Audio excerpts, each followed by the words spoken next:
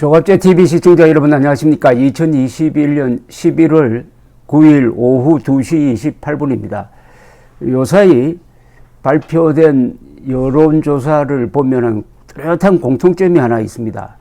서울에서 민심이 확 돌았습니다. 민심이 반문재인으로 돌았을 뿐만 아니라 반 이재명으로 돌았는데 그 정도가 거의 경상도 수준입니다.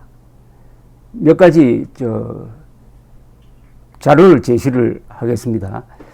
데일리안 인터넷 매체가 여론조사 업체 공정에 의뢰해가지고 지난 6일, 7일 사이에 전국 18세 이상 1,001명을 대상으로 대선 후보 지지도를 조사를 했는데 윤석열 46.8, 이재명 29.6%가 나왔습니다. 그 차이가 17.2%입니다. 17.2%포인트인데 서울이 어떠냐 하면은 서울이 윤석열 지지 50.1%, 이재명 지지 20.8%, 쉽게 요 반올림 하면은 50대 21입니다. 이건 더블 스코어보다도 더 압도적인 윤석열 지지로 나타나고 있습니다. 50대 21. 왜 이런 격차가 나왔느냐? 다른 여론조사도 같은 현상입니다. 다만 정도는 좀 차이가 있습니다. KBS 한국리서치 조사에 보면은 서울입니다. 서울에서 윤석열 38.9, 이재명 25.3, SBS 넥스트 리서치 조사에 따르면은 윤석열 37.6, 이재명 23.3, 그리고 뉴스 1 조사에 따르면은 윤석열 37.2, 그리고 이재명 27 이렇게 나와 있습니다. KBS 한국 리서치 조사에서 전국 평균은 어떠냐 하면은 윤석열 34.6, 이재명 28.6인데 서울에서만은 그 격차가 전국 평균보다 훨씬 커져가지고 39대 25를 보여주고 있습니다. 이런 성향이 일률적으로 나오고 있습니다. 그러니까 서울 민심이 반문재명으로 돌았다는 거죠. 문재인 플러스 이재명을 합쳐가지고 문재명이라고 윤석열 캠프 쪽에서는 불렀습니다. 그럼 왜 이런 현상이 일어나느냐 분석을 하면은 이유는 이런 맥락 아닐까 싶습니다. 지난 4월 7일 서울시장 보궐선거에서 오세훈 후보가 약 20%포인트 차이로 압승을 했습니다. 그것이 그 뒤로 계속 이어지고 있다 이렇게 보여집니다. 그때 압승한 그 여론 구조는 보수와 중도가 손을 잡은 덕분이었습니다. 그때 보수를 대표하는 오세훈과 중도를 대표하는 안철수가 손을 잡고 단일화를 한 덕분이죠. 근데 그 구조가 지금까지도 계속 이어지고 있다라고 보여집니다. 동시에 오세훈 서울시장이 취임하고 나서 지금까지 아주 좌파와 잘 싸우고 있습니다. 서울시 의회가 민주당 거의 독점 구조이지만은 그 가운데서도 이 사람이 경험이 많으니까 아주 슬기롭게 끈질기게 법리와 논리를 가지고 싸우고 있는 것도 일정한 영향을 미친 듯 합니다. 무엇보다도 이 대장동 특혜 사건인데 요게 서울에서 참 가까이 있습니다.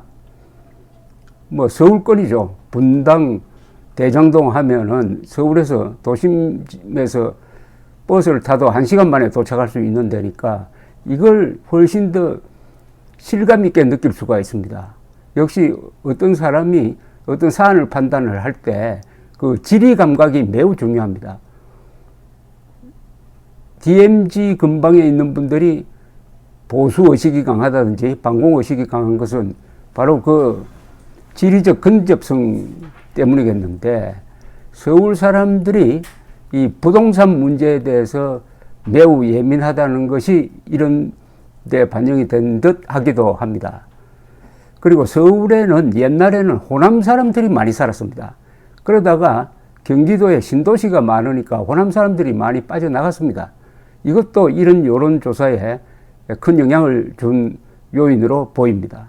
그러면 이게 전체 선거 판국에 어떤 영향을 미치느냐 하면은, 이 서울은 행정, 정치, 경제, 무엇보다도 언론이 집중되어 있는 곳입니다. 특히 언론입니다.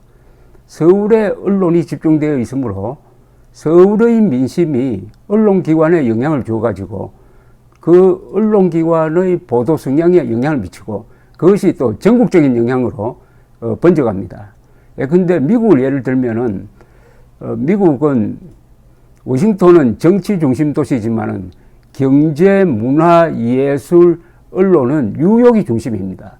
뉴욕의 유명한 언론사, 뉴욕 타임즈라든지 이 유명한 방송국이 다 뉴욕에 있습니다. 그러니까 미국 전역의 여론을 상당히 끌고 가는 게 뉴욕인 것처럼 한국의 여론을 끌고 가는 게 바로 서울 민심이다라고 이렇게 보면 되지 않나 하는 생각이 듭니다. 그런 점에서 우리가 잊지 않아야 될 게 안철수 씨의 역할입니다. 작년 12월에 안철수 씨가 단일화의 기치를 내걸고 오세훈과 아주 흥미진진한 단일화 게임을 해서 약간의 차이로 오세훈이 이기니까 적극적으로 오세훈을 도왔습니다. 그리하여 압도적으로 부산, 서울시장 선거에서 압승을 하니까 그때부터 이 정권 교체는 가능하다. 정권 교체가 오히려 대세다 하는 여론 흐름이 형성되기 시작했습니다. 바로 그 직후에 실시되었던 정권 교체론과 정권 유지론의 조사를 보면은 그때 벌써 정권 교체론, 정권 유지론 사이에 한 5대3의 구도가 형성이 됩니다. 한 20%포인트 차이로 정권 교체로 간다. 그게 윤석열 후보 확정된 이후에도 그냥 그대로 나타나고 있습니다.